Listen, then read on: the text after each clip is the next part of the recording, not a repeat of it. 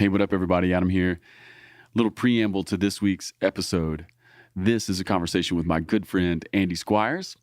And the moment I turned off the recorder, he confessed to me that at the beginning of this episode, he was trying to sound like Chris Lizotte, that he was trying to sound soft, that he was trying to sound tender, and he was trying to have that deep Southern California growl and gravity in his voice. And so you'll notice that at the beginning of this episode. But I also want you to notice that by the end of the episode, his register has come up, his energy's come up quite a bit, and he is the stark raving mad Andy Squyres that we know and love. So 2 things for all you listeners. Number 1, there's only one Chris Lizotte. There's no imitation. Number 2, you are who you are. You are who you are. If you're Andy Squyres, you're Andy Squyres. And whoever you are, that's who you are. So you got to live with it. All right, everybody, this is a conversation that I loved, and it's really great conversation, especially for those people who are artists, who are leaning into their creative vocation. I think it'll bless you. And Andy, please forgive me. I had to throw you under the bus a little bit.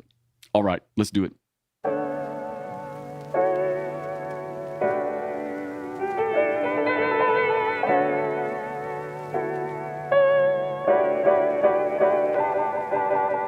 I want people to be knocked over by what they hear. Yeah. It's not easy to do, and it takes some time to get there. But you can't start there. You have to start with this kind of burning desire to say something extraordinary. Yeah. You gotta have something to say. I'll tell you what. What's really afflicting the church is voicelessness. There's so many artists that aren't saying anything. It's like we live in a world now where it's like if you have access to Pro Tools and a keyboard, you can put some type of cool sounding song together. But if you don't have anything worth saying, what's it all for? The Ferment. You're listening to the Ferment podcast, conversations about worship and transformation. Today's guest is Andy Squyres. Andy is a singer-songwriter and the worship pastor of Queen City Church in Charlotte, North Carolina. Andy's also the writer of Cherry Blossoms, Vineyard Worship's monthly single for April 2020.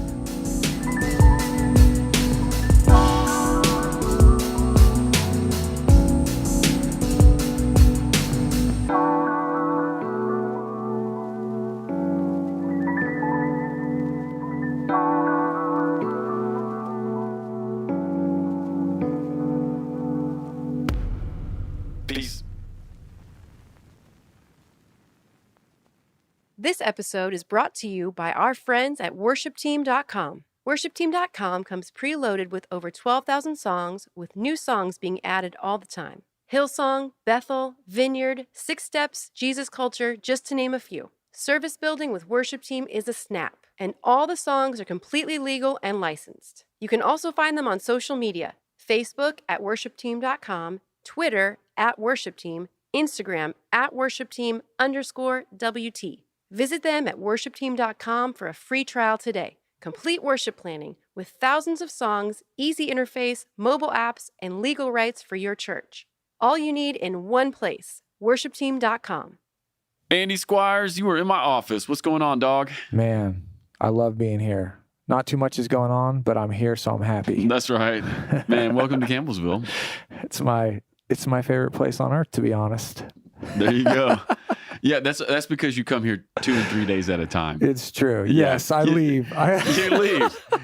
That's how you keep places your favorite place, right? Yeah, I mean, when you go to a place where there's no light pollution at night and you can see the stars like they were meant to be seen, there's something about that that's pretty compelling. No, it's pretty great. I mean, right now at our house, at night when you go out, you can see the Milky Way. Yep.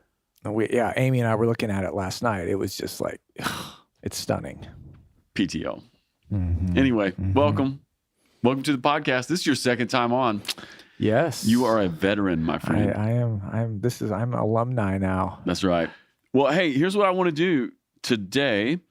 Because we've already laid a bunch of groundwork in our last podcast, and because you have another record that is going to come out this spring. Mm-hmm.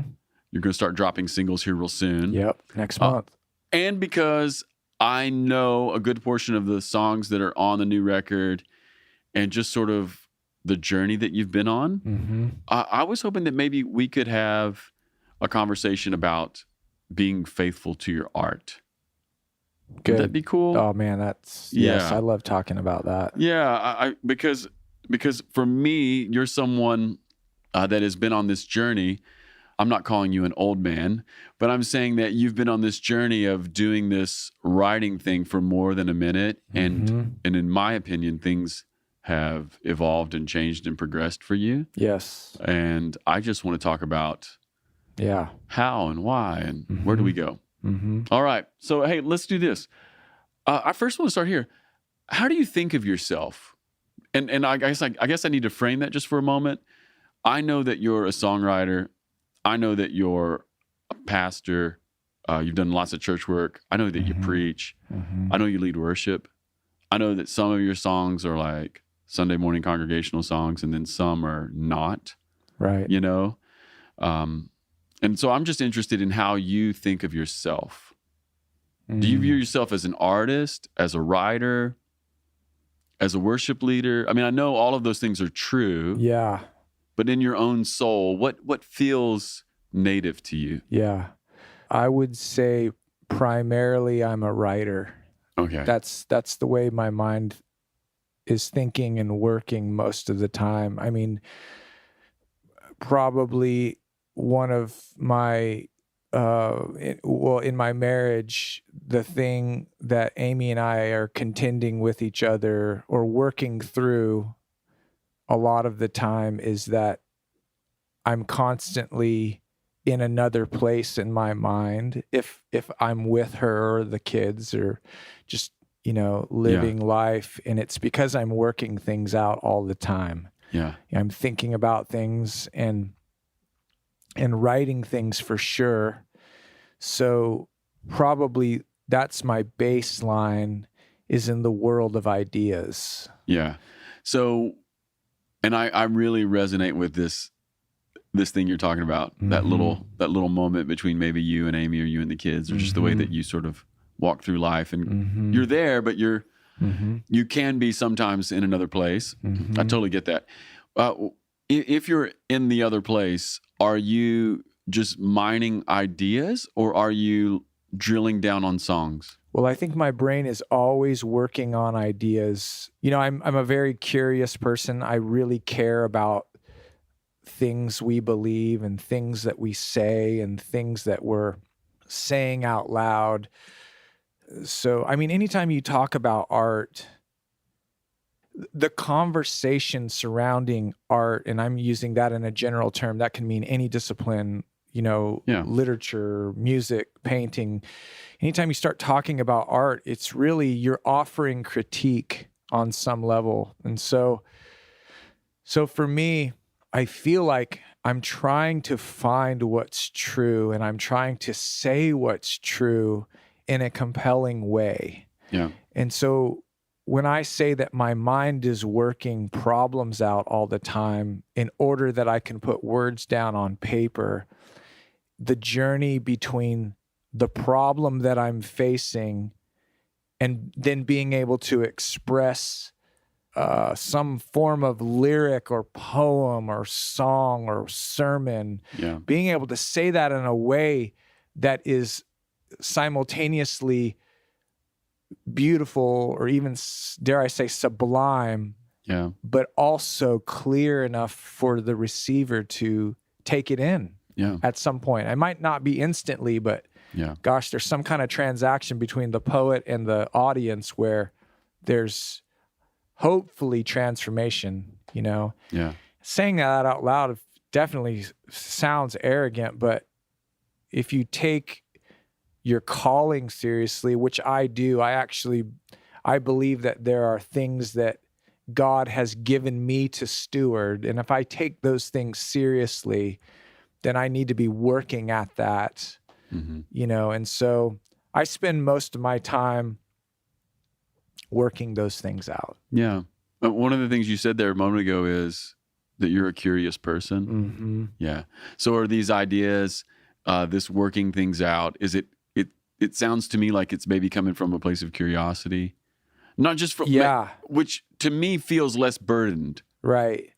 Yes, but there's the curious side of things because I want to know how things work. Yeah. But then there's also the resistance side where I can walk into a situation and think to myself, I hate this. Why do I hate this? I need to respond to this. Yeah. You know, I'm kind of an erratic person in that I'm typically responding, if not outwardly, at least inwardly, to lots of situations that I find myself in. Yeah. And I don't know if that is because I've trained myself to always be looking for subject matter. Yeah. Yeah, you're mining. Yeah. You're just mining moments. Sometimes I wish I could just be like, you know, I don't know, turn my brain off and just, well, I have figured out some ways to turn my brain off, but. Yeah, Netflix. Well, yeah, or lately bass fishing has been my oh yeah, the gift totally. from heaven, you know. Fishing in Charlotte. Can you give us an update? How's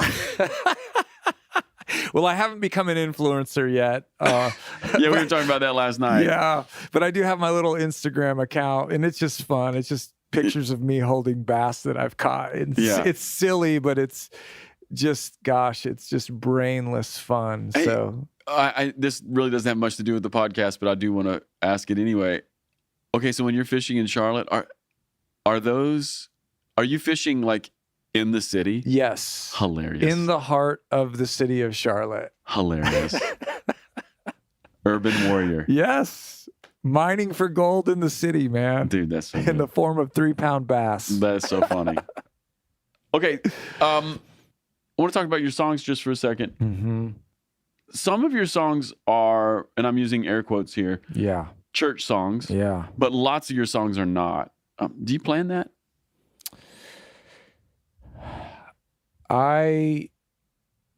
Yes, I do plan that. And I'm struggling right now in my life because I feel that writing corporate worship songs for me is very difficult for me at this point. And I wish that weren't so. And I do pray for a season that I can enter into again where I can flex that muscle again, because it's, to me, so important and wonderful when it's done well. Why is it difficult? Well, you know, I think I know this Chris Martin quote where he talks about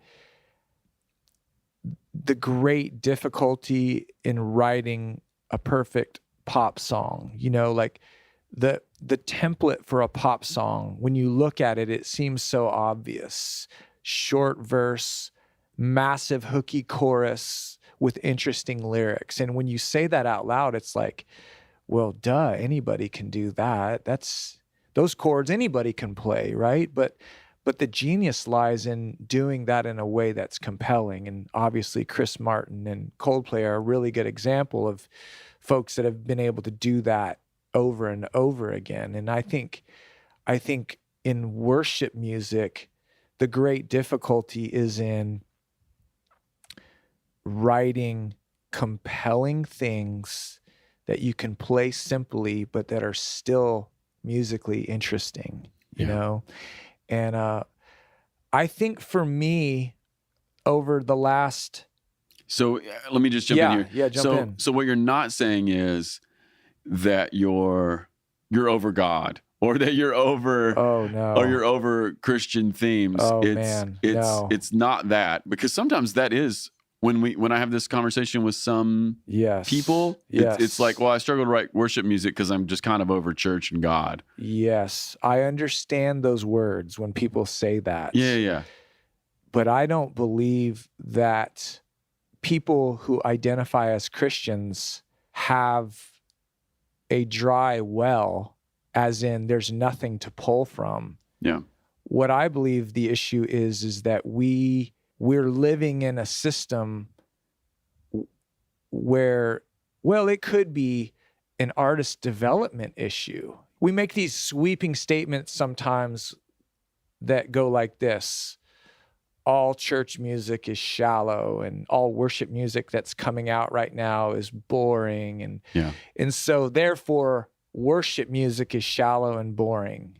And I would say that's a generalization. And there's so much good worship music being written today. There are so many wonderful writers to be found in the church that I'm witnessing currently. Yeah. And I'm actually very encouraged about what I'm hearing coming out, even some of the bigger worship hubs, Yeah. I can honestly say this: I've been challenged in my own writing by some of the more well-known worship hubs, just in the thematic material. And so, yes, to answer your question, Yeah. I am not through with God, and I am not through with church music. And I think that there's just so much more to say in that arena. It's funny how maybe at the beginning of a writing journey, especially for a worship person, I'll use the word naive. When you're a bit more naive about worship music or the songs you sing at church, it's sometimes easier. And then the more you know, Yes, it makes it more difficult all of a sudden. You start waking up to the reality of what you're doing, and then you're like, my goodness, this is really hard. Yes. Yeah. I agree with that 100%. That's the thing for me. Earlier in my little tiny writing journey, I would just write things, it was just automatic or whatever. And now sitting here, I'm a bit more aware of, people are going to sing this. They're going to sing it over and over. I want it to be true, but it also has to be compelling. Mm-hmm. We keep using that word. It needs to be hopefully beautiful. It needs to say something that is true today and tomorrow and yesterday. And that can be daunting at times. Indeed. Yeah. I know that, just to speak on what you were talking about a moment ago, some of the worship music that's coming out, because it is easy to make the critique of, it's all garbage or whatever. You and I were really touched by this little song called Jesus, Strong and Kind.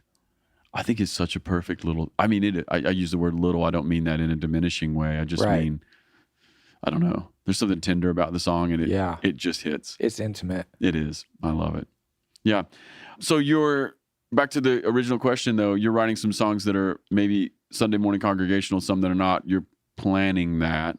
So when you plan that, are you sitting down going, I want to write something for the church, or are you just getting into a song, realizing, I think this may be congregational, and leaning into it, or is it something different? I have my local church that I'm a part of, and I think about our Sunday mornings in a pretty specific way. I think about the songs that we sing. I think formationally, I think the words that we're singing to God and to each other are really important. And I want, in that space, I don't want to be the star on this. I don't want to be the performer on the stage who's here to wow everybody.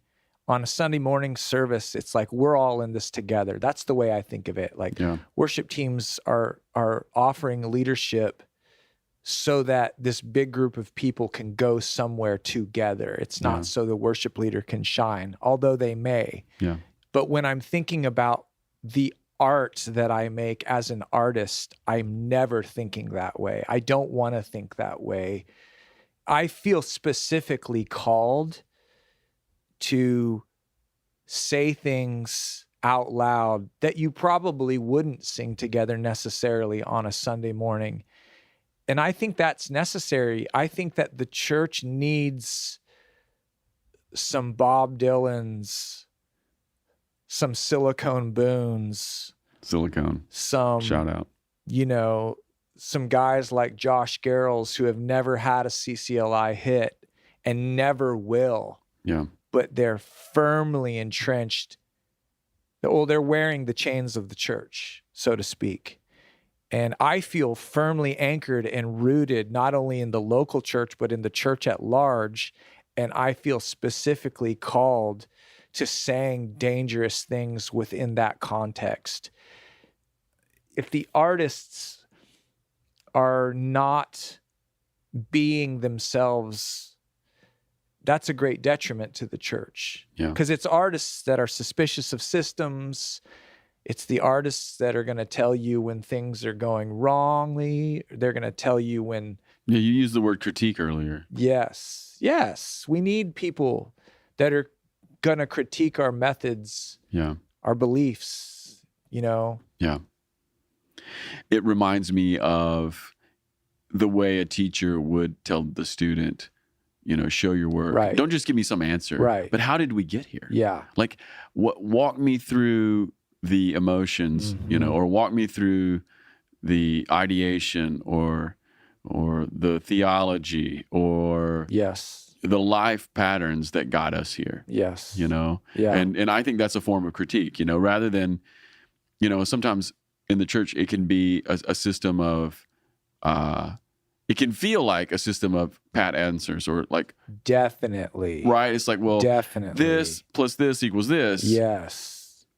And then, you kind of grow up in that, and then you get this collection of answers, but really there's this whole tradition underneath that we're unaware of. Right. And so some of the art, some of the pushing, some of the critiquing is revealing the deeper work that is actually there. For sure. And I think contemporary Christian music is such an easy target. American evangelicalism is such an easy target. So I don't want to spend a lot of time tearing those things down, because I'm a part of those things in one sense. But I would say that in our attempt to offer hope and encouragement to a world that's really hurting, oftentimes we will err on the side of sentimentality or being trite.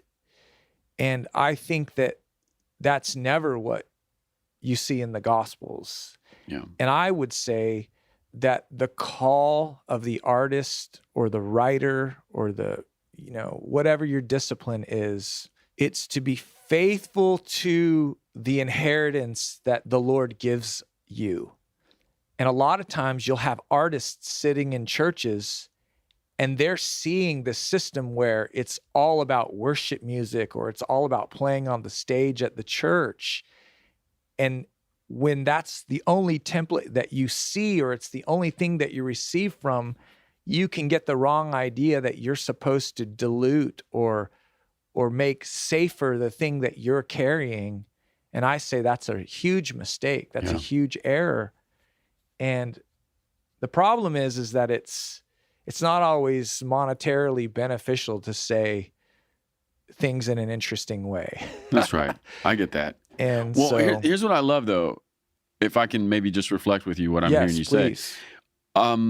Part of what I hear you say is, okay, we have maybe Sunday morning liturgy that you and I are both a part of and believe in. Yes. Then there's also, within that liturgy, maybe there are some songs that are sung that are of a peculiar and particular milieu, Yeah. There's some things that just work when we're together. Yes. Right. And maybe, maybe if you're an artist, you come in, you're sitting in the liturgy, you are encountering songs that are of a particular ilk week after week, and you can interpret that, I would say wrongly. You could interpret that wrongly in terms of, oh, this is all the artist is allowed to say. That's right. Right? Yes. When in fact, no, there's a broader tradition. Amen. There's a much bigger tradition. It may or may not fit on Sunday morning. That's right. But we can't let that limit what we're doing. That's right. Or the work that we're going to give ourselves to. Yes. Yes. Is that what I'm hearing you say? Absolutely. Okay. And I feel like the church needs to know that, and they need to call their artists out and help them do what they are specifically called to.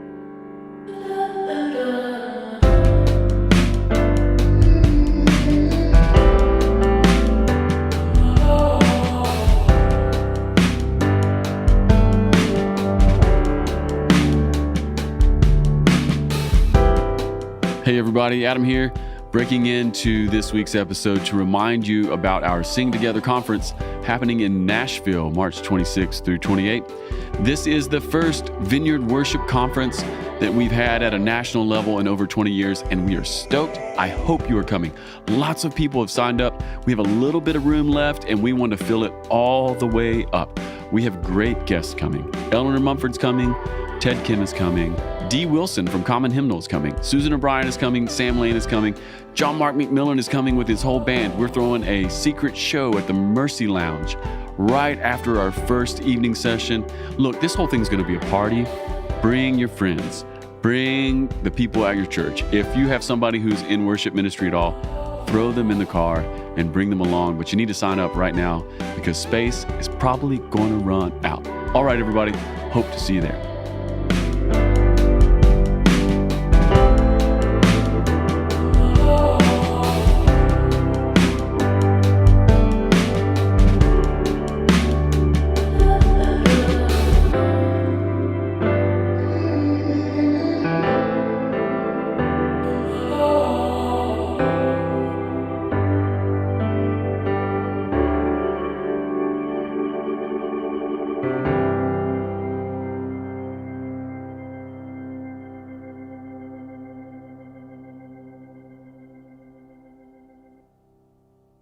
Yeah, I was thinking a moment ago when you were talking about sentimentality and triteness.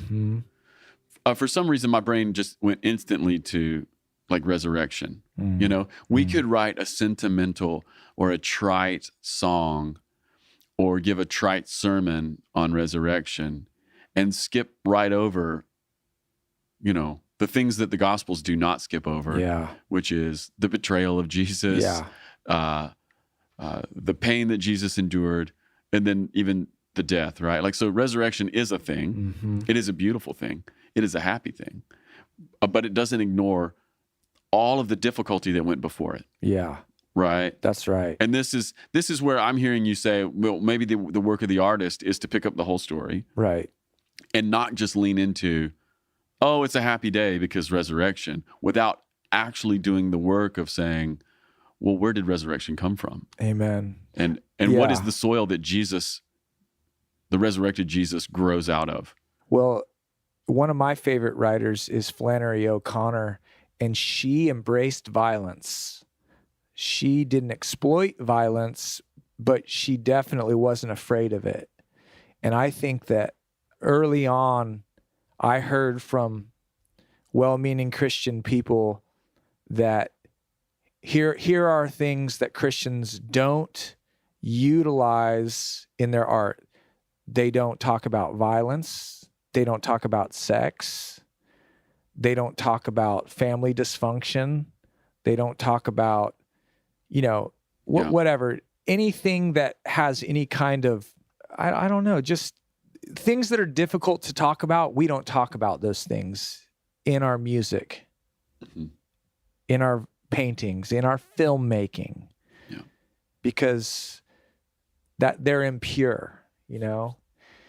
And to me, what that did, or what that does, is that I think it creates impotency in our storytelling. I don't want to just be convincing to people that are unbelievers.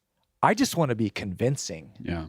I don't want to be persuasive as an artist because my main goal is to get people to believe in God.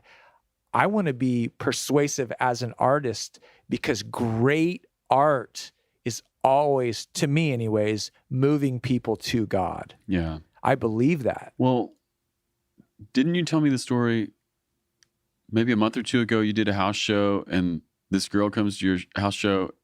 I think this is you and I talking. This is it. Right? Yes. Will you just tell that story? Well, so I did a show near Chattanooga, Tennessee, and it was a good little crowd for me. I mean, I do these little house shows and 40 people will buy a ticket. That's a great night for me. And the show was done. It was a great night. And I'm standing over there at the merch table and this young woman comes up to me and she says, listen,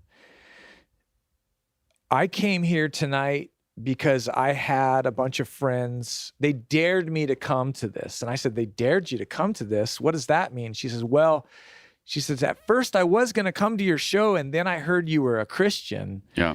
And I was totally disappointed in that information. And my friends, my atheist friends said, we dare you to go to that show. And so just because she's saying this, just because I'm a bit of a contrarian, I decided to come and just be here, but her reaction to what I was saying and singing from the stage was that she was impressed. Not that I was up there trying to impress anybody, but what she heard coming out of me was, well, good art and a refusal to bow down to the idea that you can't talk about your own hardships in life. You can't talk about whatever, Isn't it interesting that, you're as Christian can be. Hopefully, yes. Yeah. And it's definitely not where maybe this girl was at the moment. And you're definitely writing from that space, but something about the truth telling that's in your songs, it resonates with her, and she recognizes it as being authentic, as being true. And part of what I even hear in that story is it's attractive to her. It opens something in her. Yes. Yes. Well, good art, whether it's founded in a Christian narrative or not, can stand critique. Just because a person's not a Christian and they're making art doesn't mean their art's any good. This is not what differentiates good art and bad art. Mm-hmm. There really must be something substantial in what is taking place. Yeah. And I think for me, I would encourage people that are listening to this podcast who feel some kind of draw or calling to make art of one type or another. My encouragement to people would be, you must decide at some point in your life to be misunderstood by your family. Mm-hmm. Like, there will be people in your church that do not understand what you're doing, and that's okay. Yeah. Because you're not trying to be famous. You're not trying to, I don't know. Maybe you are trying to be famous. There's nothing wrong with that either. I don't know. There's different degrees of influence. I don't make music so that I can sit in my closet and listen to my songs. I actually want everybody out. Right. I actually want people to hear my music and be impressed by what I'm doing. I literally make it for that reason. That's right. I want people to be knocked over by what they hear. Yeah. It's not easy to do, and it takes some time to get there. But you can't start there. You have to start with this kind of burning desire to say something extraordinary. Yeah. You got to have something to say. I'll tell you what's really afflicting the church is voicelessness. There's so many artists that aren't saying anything. It's like we live in a world now where it's like, if you have access to Pro Tools and a keyboard, you can put some type of cool sounding song together. But if you don't have anything worth saying, what's it all for? Yeah, I was talking to a friend the other day about a writer that I know who is a really good singer, like a really, really good singer. This person can, as the old saying goes, can sing the phone book. And I realized at a certain point that one of the things this particular writer was doing was hiding behind their voice. So they could trick you into thinking the song was good because they're such a good performer. Yeah. Right? That's common. It's very common, right? And to your point, like, you can take Pro Tools, we can use the drum samples. And in an afternoon, I or somebody who's a bit better of an engineer than I am can put together something that sounds good. Yes. Sounds passable. Yes. It's interesting. But to your point, it may not be connecting at a deeper voice level. So if I can I want to make a little, I don't know if this is a prophetic declaration or not, but last 20 years within the church, we have seen a massive upswelling of technicians, as in people that can really play their instruments, people that can really mix a room, people that can mix an album. Yeah. Like, we have seen substantial growth in that area. We know how to turn the knobs. We do.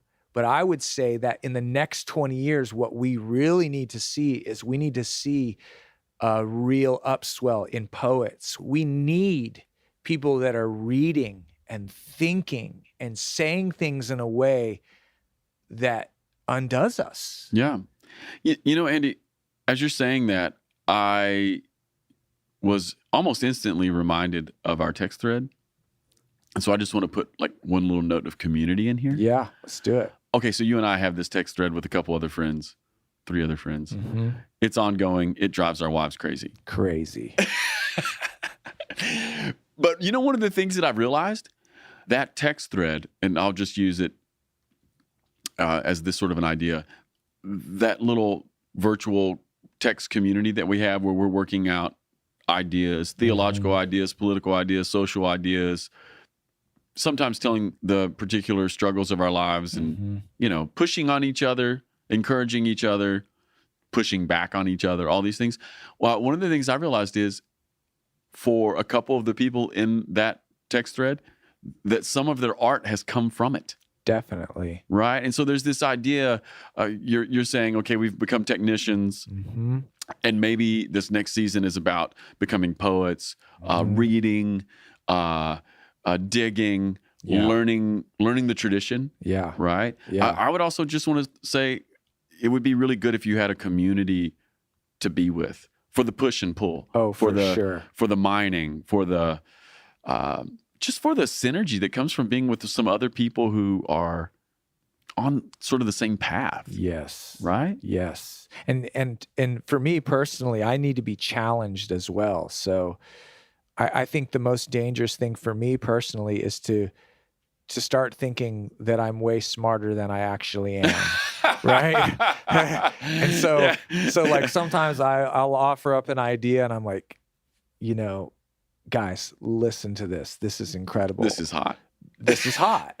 But then, you know, you and our other unmentionable friends are like, yeah, no, that's foolish. That's terrible. That's you're an idiot, you know? And we kind of all need that in our lives. I think we do. I think we really do.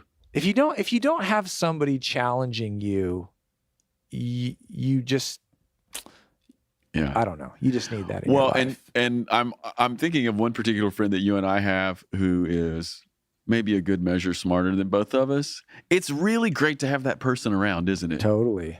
Yeah, who can just tell you who can punch holes in your thinking. I just being around that dude, my IQ points just go up. I just been smarter. Shout out. But yeah, I love this because it is a part of the process. You were talking way earlier in this conversation about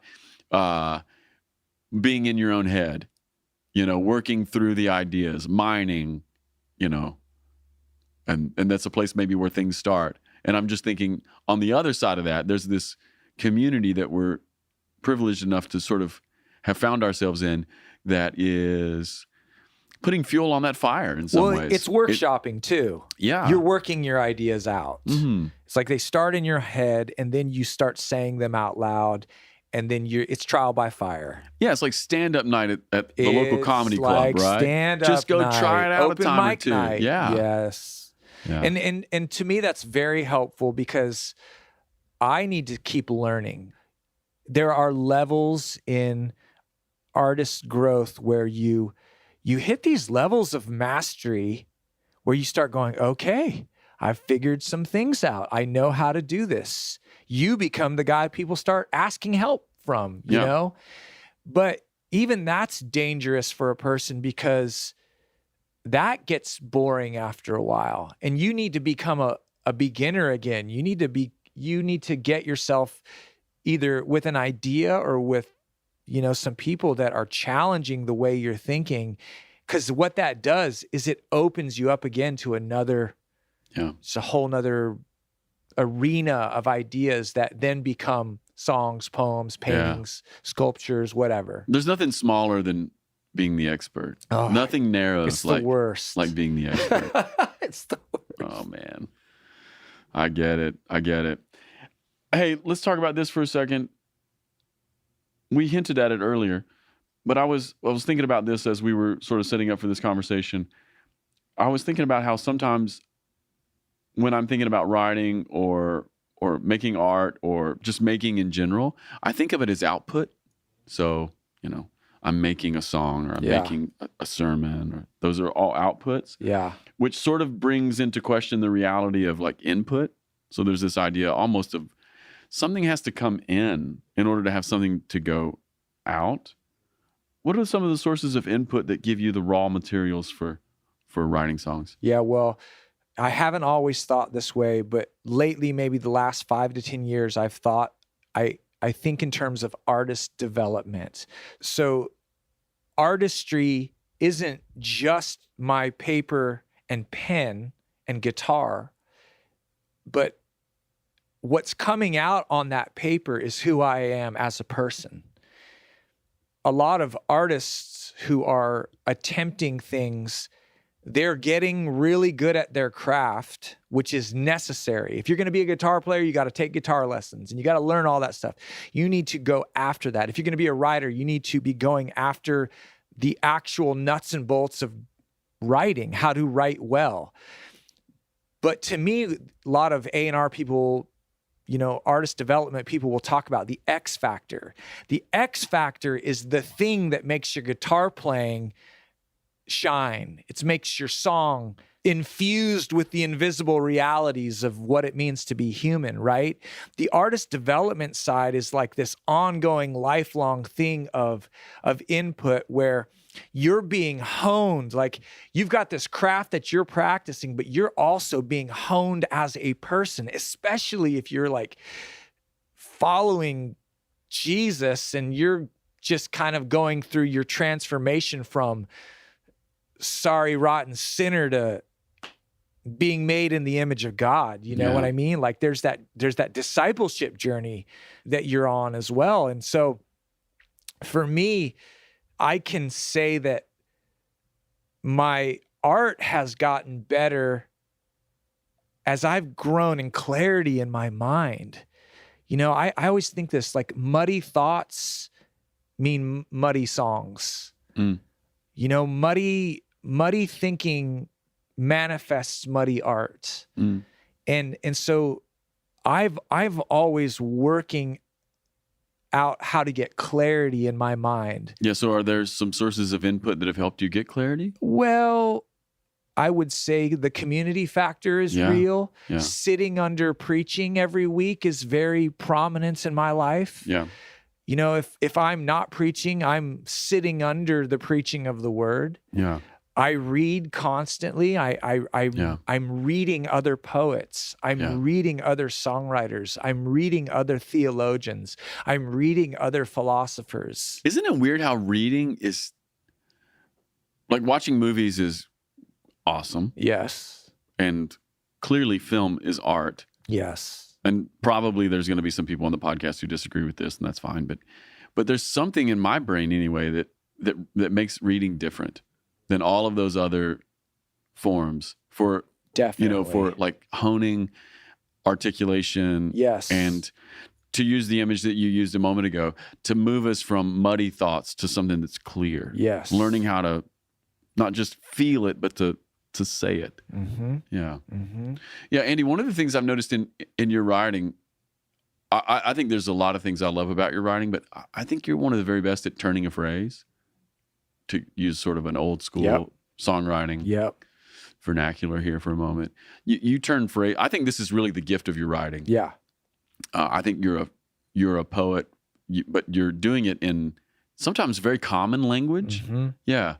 Is there a source or two that's helped you along this journey, or is what's happened there? I don't know. That is the unexplainable part of this. I actually don't know how I do that. Yeah. It really is a joy for me to not know how I do that, because when I do it, I get to sit back and be in awe. Like, yeah, it's just fun. Like I have this, you got to listen to my new single, and if I can just pat myself on the back here for a second, I have this line in this song where I'm trying to express that thing that we all feel, where we've hoped for some type of miraculous intervention from the Lord, and for one reason or another, what we thought should have happened didn't happen, right? It's a common experience. We all go through this, right? Welcome to life.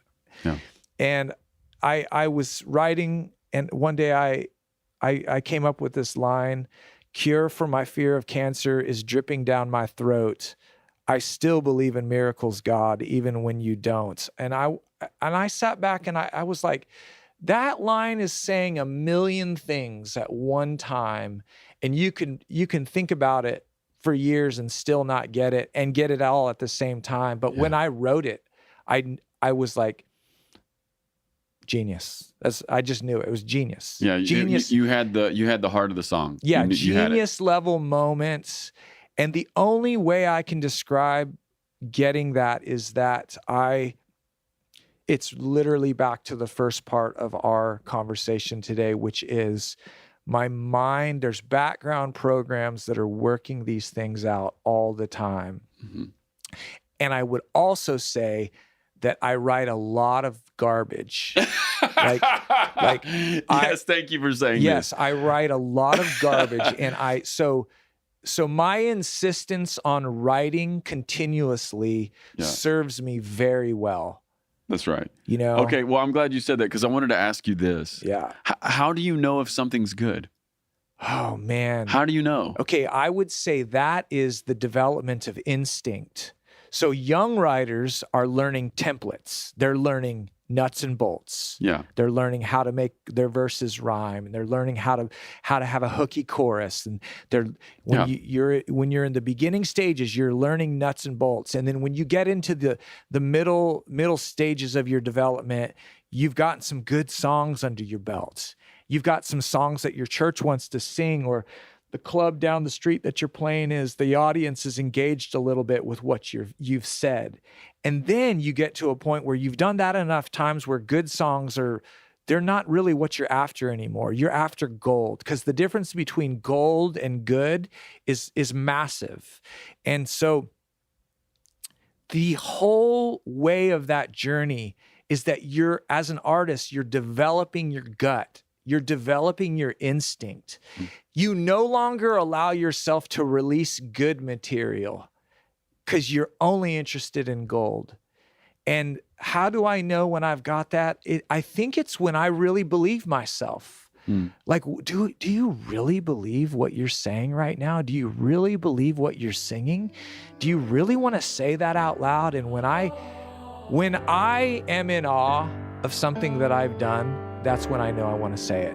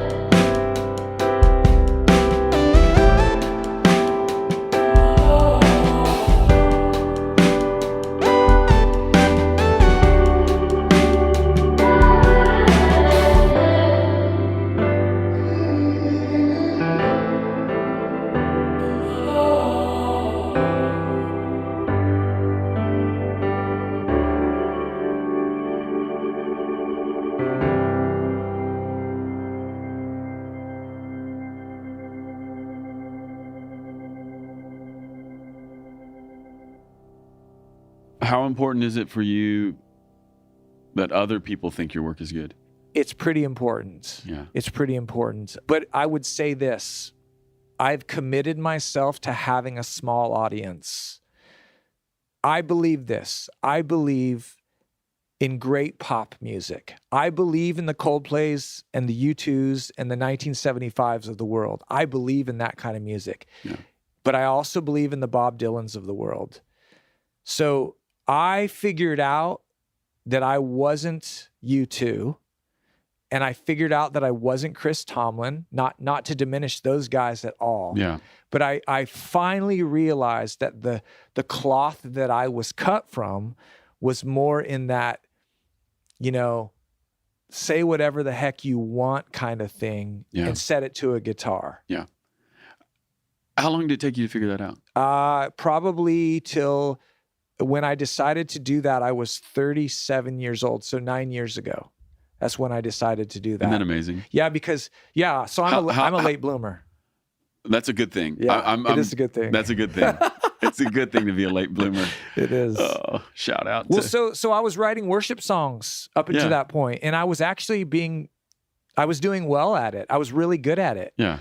And I was, getting some of my songs recorded by artists and making a little royalty money. Not massive, like buy a new house mailbox money, but stuff that was greasing the gears a little bit. Yeah. So I was good at it. I knew I could do it, but I never could land touching the nerve in that realm. Yeah. When people really started to pay attention to what I was doing was when I stopped caring what anybody cared about what I was doing. Yeah. So I literally, when Elijah Mosley and I made the Cherry Blossoms record, we only had one rule, and it was this should only sound like we want it to sound. We don't care if radio will play it. We don't care if anybody likes it. And once I got over anybody liking what I was doing, that was the very first time that I actually had an audience. Okay, so this is interesting to me, and I'm not trying to put the screws to you. No. Because I believe you. Come on.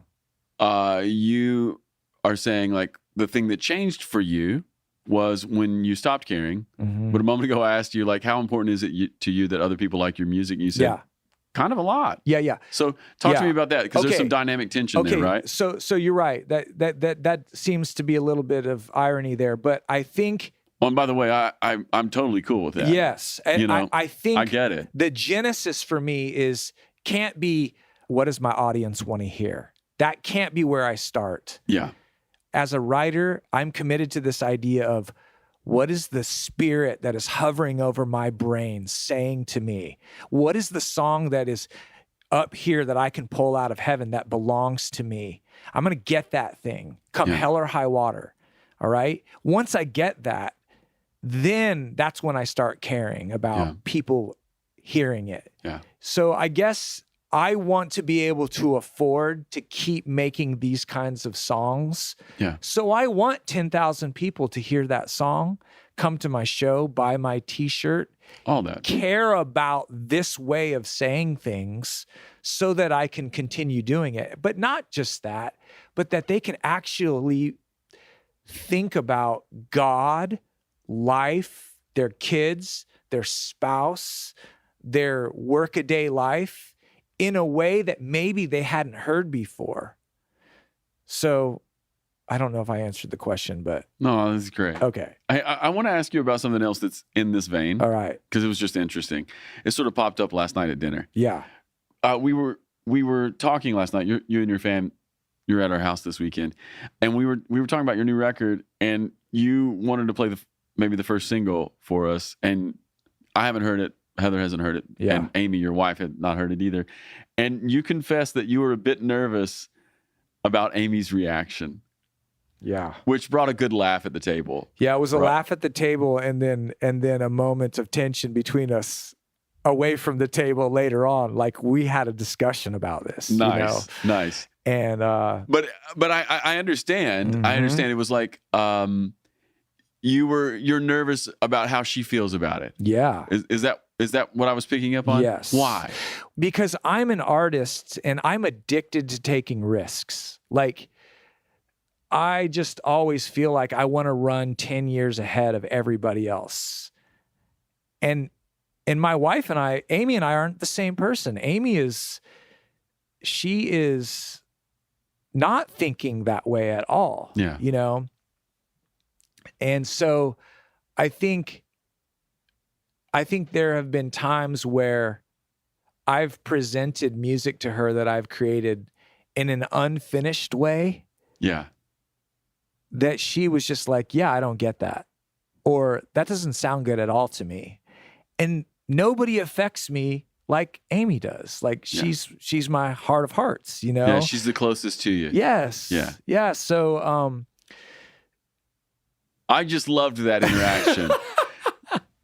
I loved it. I totally loved it because it's so real. It's gosh, if you can't win your wife over, it's true. Bro, who you gonna win? It's true. Right? And a lot of the a lot of the material that I'm mining from is either our relationship or our family life or all of that stuff. It's all in there, So it's like, I'm not really asking my family for permission to be vulnerable about all of the. Sorry, guys. Yeah. This is just how it works. Yes, all of the difficulties of life together as a family, but they know the deal, and I think in their heart of hearts they're all up for it. And Amy's been around this long enough to realize that there's some risk involved with it, but I think she trusts me to do it well. Yeah, I actually loved that moment last night because it was so real. And on the one hand, you don't want your wife to not like what you're doing.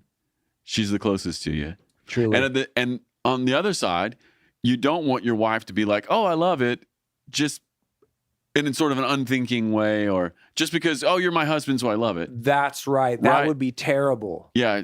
So it's that. There's the thing there, right? And Amy is not that way. She's combative. Like she will challenge me. Yeah. That's great. And I need her for that. Yeah. I mean, it's not just in our life together.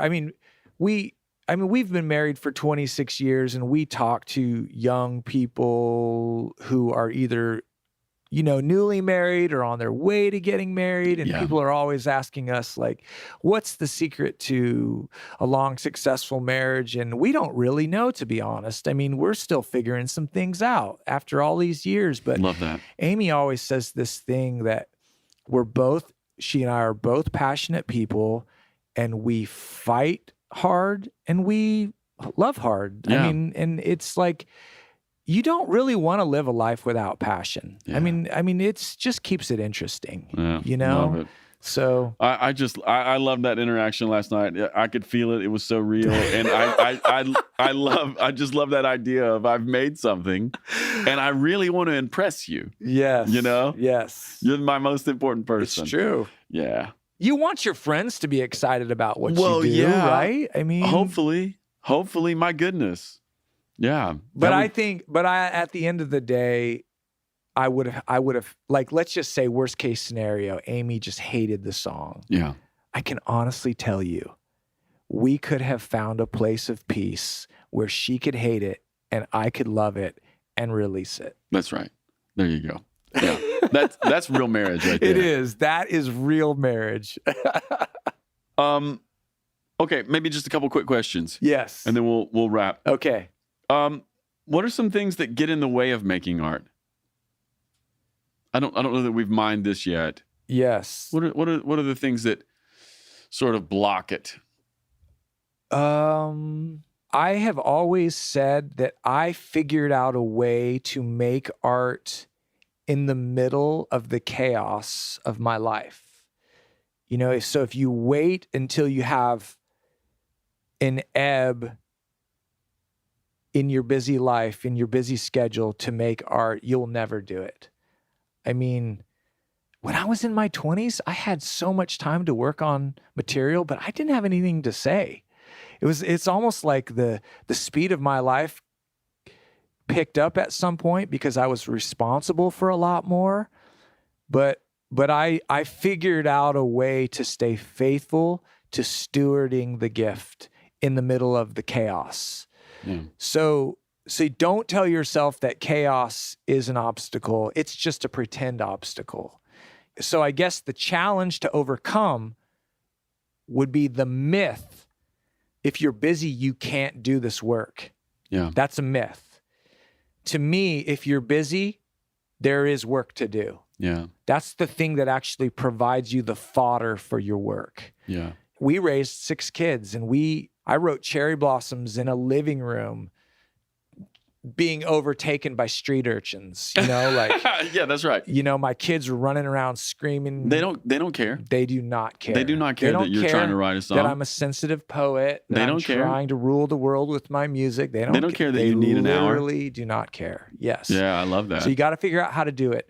Then I would also say that one of the tricks is in the middle of the chaos to always have a clean workspace available to you. So to me, I always have to vacuum before I can work. I have to vacuum and I have to organize my papers in stacks before I can work. So if there's a little bit of disorganization that you just need to get into order before you can actually work, go ahead and do it, Yeah.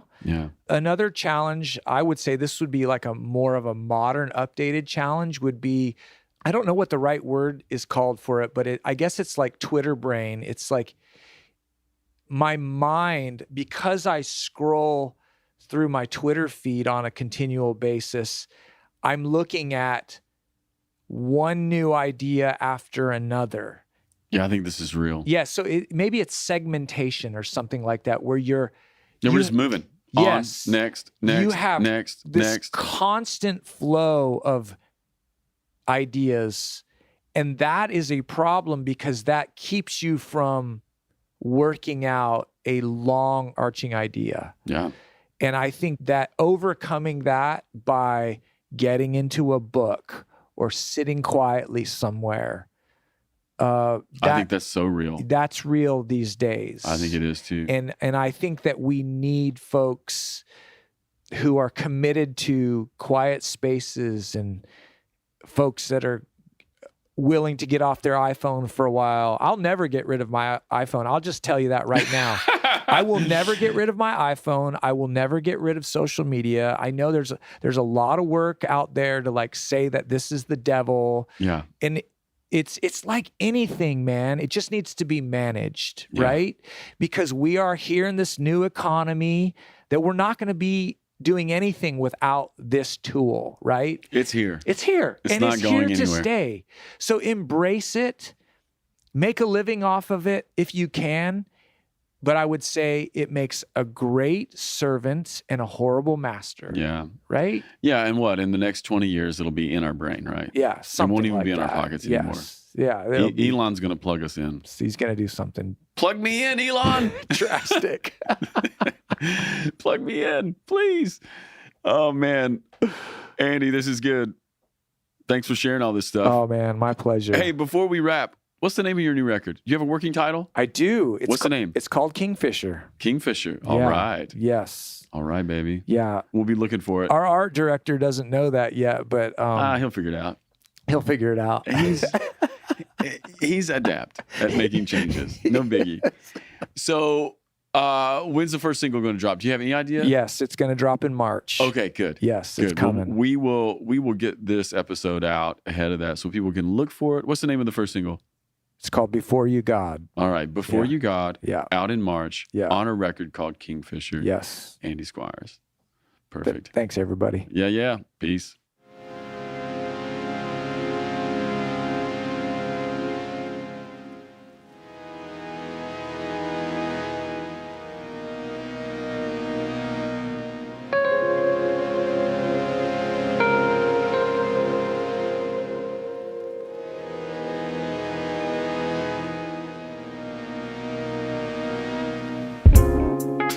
Hey everyone, Casey Coram here, producer of the Ferment podcast. Thanks for listening. I just wanted to remind you about our Sing Together conference in Nashville, Tennessee from March 26th through 28th. It's going to be a great time and we hope to see you there. For more information, go to vineyardworship.com. All right, people. See you next time. Peace.